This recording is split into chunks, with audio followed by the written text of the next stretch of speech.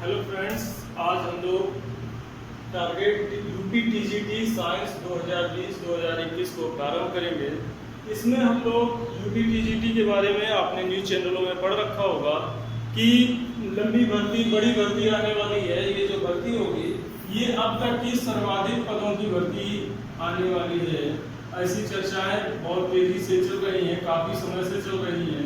अब क्योंकि टारगेट नज़दीक आ गया है तो हमारी कोशिश होगी कि आप टारगेट टीजीटी साइंस 2020-21 में आप साइंस विषय में अच्छी सफलता प्राप्त करें। इसके लिए सबसे पहले चूंकि हमारा जो मेन एम है कि हम अपने सिलेबस को, जो हमारा सिलेबस यूपीएसएसबी के द्वारा, यानी कि जो हमारा बोर्ड है स्टाफ सिलेक्शन कमीशन, उसके द्वारा जो सिलेबस निर्धारित किया गया है, सबसे पहले हम उस पूरे सिलेबस को का अध्ययन करें और उस अध्ययन को करने के बाद अपनी जो जानकारी है उसमें गति को बढ़ाएं। गति का मतलब अपनी प्रैक्टिस को बढ़ाएं ताकि हमारी जो स्पीड है प्रश्न को हल करने की वो बढ़ सके। जैसा कि सभी को ज्ञात है कि टीजीटी के पेपर में वर्तमान में जो अभी तक परीक्षाएं हुई है 2013 की, 2011 की, 2016 की, उन परीक्षाओं में 125 प्रश्न पूछे जाते रहे हैं और इसका जो कट ऑफ है वो 90 प्लस रहता रहा है। इस बार तो कट ऑफ काफी कम रहा है 2016 की वैकेंसी में। तो अगर हम जनरल कैटेगरी की यहाँ पर बात कर रहे हैं तो अगर हम अपने पद को सिक्योर करना चाहते हैं तो इस बार चूंकि एक सबसे बड़ी जो अच्छी खबर ये आ रही है कि इस बार केवल लिखित प्रश्न पत्र के द्वारा ही चयन किया जाएगा। इस बार साक्षात्कार को समाप्त कर दिया गया है। तो जो सूचनाएं आ रही हैं उसके अनुसार इस बार साक्षात्कार नहीं होगा। तो जब साक्षात्कार नहीं होगा तो लिखित परीक्षा का जो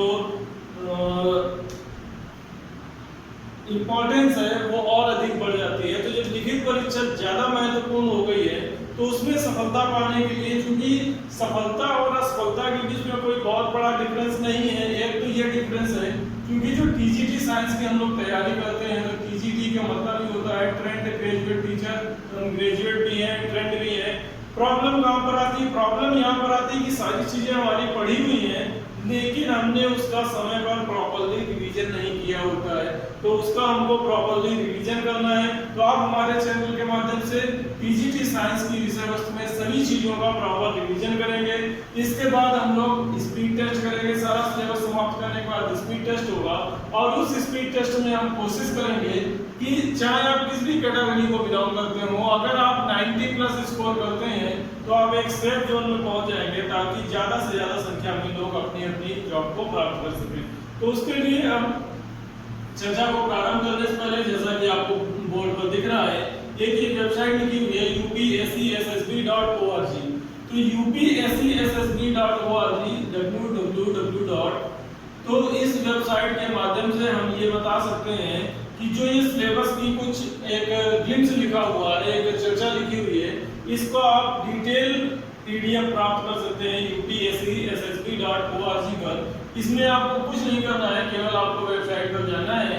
वेबसाइट में आप देखेंगे तो वहाँ ऊपर एग्जामिनेशन का एक लिंक लगा होगा, तो उस एग्जामिनेशन के लिंक पे आपको क्लिक करना है। जब आप उस पर क्लिक करेंगे तो उसमें नीचे लिखकर आएगा सिलेबस टीजीटी। तो जब सिलेबस टीजीटी लिखकर आएगा उसमें क्लिक करेंगे तो वो डाउनलोड कर लीजिएगा, पीडीएफ फॉर्मेट में मिलेगा आपको। तो उस पीडीएफ फॉर्मेट में जो सिलेबस मिलेगा उस सिलेबस में आपको ये सारी विषय वस्तु दी हुई है। भौतिक विज्ञान और रसायन विज्ञान दो टॉपिक उसमें दिए हुए हैं। उन दो टॉपिकों में भौतिक विज्ञान में जो पढ़ना है आपको, इसमें है विमा एवं मापन, गति एवं बल, ऊष्मा, प्रकाश, आधुनिक भौतिकी। तो ये 5 मेन टॉपिक हैं जिनके सब टॉपिक भी अलग अलग हैं। विमा में हम विमा के बारे में, विमा के प्रकार, विमा की किस तरह से गणना की जाती है, मापन में क्या क्या चीजों की जरूरत होती है, क्या आवश्यकता है मापन के क्या उपयोग है, इन सब चीजों के बारे में अध्ययन करेंगे। गति में क्या है? दूरी, समय, विस्थापन, चाल, वेग, त्वरण, इन सब का अध्ययन गति के अंतर्गत किया जाएगा।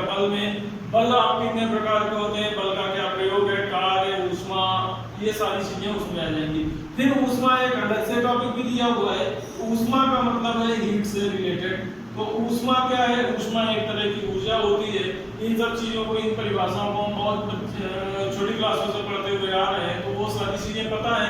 मेरा केवल एम एक यही है कि आपकी जो भी जानकारी है, जो आप भूल गए हैं या जिनको आप याद करने की कोशिश कर रहे हैं, केवल हम उनको रिवाइज करने का प्रयास करेंगे। हम कुछ नया नहीं बताने जा रहे हैं, क्योंकि टीजीटी का मतलब आप ऑलरेडी टीचर हैं, आप अभी एक अध्यापक हैं।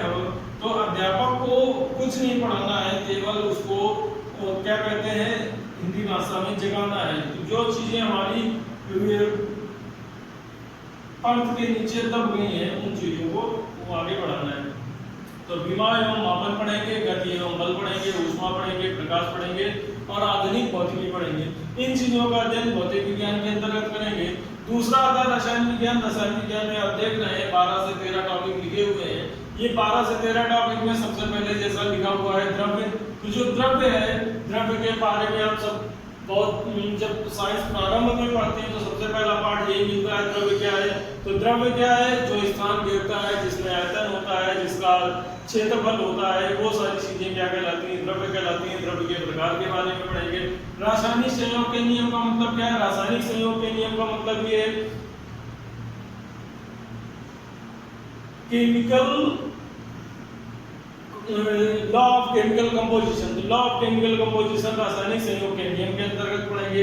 पदार्थ की संरचना पढ़ेंगे। पदार्थ की संरचना में क्या क्या चीजें आएंगी? परमाणु संरचना में परमाणु का संरचना, नाभिक, इलेक्ट्रॉन, प्रोटॉन, न्यूट्रॉन, किसने खोज की, कहां पर उपस्थित होते हैं, कैसा वितरण होता है, सारी चीजें पढ़ेंगे। डी ब्रोगली का नाम भी आप जानते हैं। डी ब्रोगली ने एक समीकरण दिया था, उसके बारे में पढ़ना है। हाइजेनबर्ग का अनिश्चितता का सिद्धांत है, हाइजेनबर्ग के बारे में पढ़ना होगा। रेडियो सक्रियता, रेडियो एक्टिविटीज बहुत लोग परिचित होंगे इस समय। रेडियो एक्टिविटी चर्चा में बना रहता है अक्सर। रासायनिक आबंधन यानी कि केमिकल बॉन्डिंग के बारे में पढ़ना है। रासायनिक अभिक्रिया यानी कि केमिकल रिएक्शंस के बारे में पढ़ना है। केमिकल रिएक्शन कितने प्रकार की होती है, कौन सा रिएक्शन कहां पर प्रयोग किया जाता है, योगात्मक अभिक्रिया क्या है, प्रतिस्थापन अभिक्रिया क्या है, इन सब चीजों का अध्ययन करेंगे। फिर पहुंच जाएंगे हम लोग विद्युत रासायनिक सेल में। विद्युत रासायनिक सेल के बारे में भी आपने पढ़ रखा होगा। इसमें एक होती है विद्युत रासायनिक श्रेणी, जिसमें हम ये पता करते हैं कौन सी धातु अधिक महत्वपूर्ण है और कौन सी धातु अधिक क्रियाशील है। जैसा इसमें वर्तमान में हम लोग बैटरी का जो यूज कर रहे हैं, उसमें सबसे अच्छी बैटरी बताई जा रही है लिथियम आयन बैटरी की, जिसका उपयोग सामान्यतौर पर मोबाइल में या जितने भी इलेक्ट्रॉनिक गैजेट्स हैं उनमें किया जाता है। इसके बाद तत्वों का आवर्त वर्गीकरण। तत्वों का आवर्त वर्गीकरण के बारे में आप जानते होंगे। मेंडलीव का अष्टक का न्यूलैंड्स का अष्टक का नियम, मेंडलीव की आवर्त सारणी सब पढ़ते आ रहे हैं। तो उन सब सिद्धांतों के बारे में, आवर्त सारणी का वर्गीकरण किस तरह से किया गया, उसका सिद्धांत क्या था, उन सब चीजों की चर्चा होगी। इसके बाद कार्बनिक रसायन का एक सामान्य परिचय करना है। सामान्य परिचय का मतलब कार्बनिक रसायन, इसमें IUPAC के बारे में या अन्य जो भी जानकारी है उनको हम लोग हासिल करेंगे। इसके बाद बात आती है समावयवता की। तो समावयवता में आइसोमेरिज्म बोलते हैं वे पदार्थ या वे यौगिक, वे तत्व जिनके परमाणु क्रमांक और परमाणु संरचना तो भिन्न भिन्न होती है, लेकिन परमाणु सूत्र या अणु सूत्र समान होता है, वो समावयवी कहलाते हैं। तो समावयवता के प्रकार, समावयवता प्रकाशिक समावयवता होती है, एक संरचना समावयवता होती है, और उनके जो प्रकार हैं उन सब चीजों का अध्ययन करेंगे। और अंत में दिया हुआ है कार्बनिक यौगिक बनाने की विधियां। तो कार्बनिक यौगिक में एल्डिहाइड, कीटोन्स, इनके जो कुछ यौगिक हैं एल्कोहल्स के हैं, उन सब का अध्ययन करना है। तो टारगेट टीजीटी साइंस का मेन उद्देश्य ये है कि आपका जो भी जानकारी है वो सारी जानकारी को रिव्यू कर देना, ताकि आप जो चीजें भूल रहे हैं उन सभी चीजों को आप फिर से एक तरह से तरोताजा होकर तैयारी कर सकें। तो हमारा उद्देश्य केवल और केवल इतना है कि जितना ये सिलेबस दिया हुआ है, 13 टॉपिक इसके, 5 टॉपिक इसके, 18 टॉपिक हमको पढ़ने हैं। एक एक टॉपिक को पूरी डिटेल से हम लोग पढ़ेंगे, सारी चीजों का बिंदुवार अध्ययन करेंगे। कोई भी पॉइंट ऐसा नहीं होगा जो हमारी परीक्षा से अलग हो, या कोई भी विषय वस्तु ऐसी नहीं होगी जो हम छोड़ दें। तो सारी चीजों का अध्ययन करेंगे। अध्ययन करने के लिए, चूंकि किसी भी अध्ययन को प्रारंभ करने से पहले हमको ये पता होना चाहिए कि हमको पढ़ना क्या है, तो सबसे पहली चर्चा हम लोगों ने इसी बारे में की है कि हम किस किस विषय वस्तु का अध्ययन करेंगे।